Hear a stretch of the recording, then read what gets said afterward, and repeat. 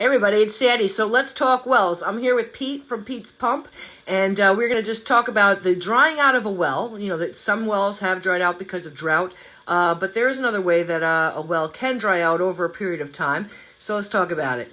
Well, from the minerals that are in the water, the hardness, the iron, the manganese, that will build up on the inside of the veins of the well and clog it up like an artery where it gets smaller and smaller and smaller and allows less and less water to fill up your well.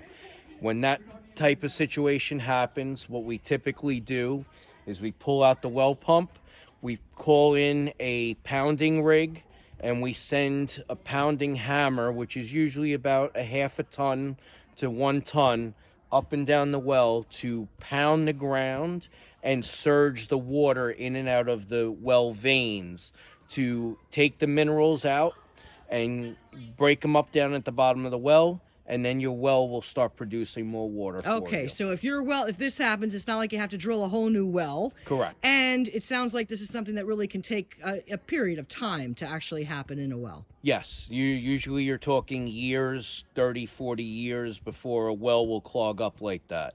Very rare instances will be a 10-year situation.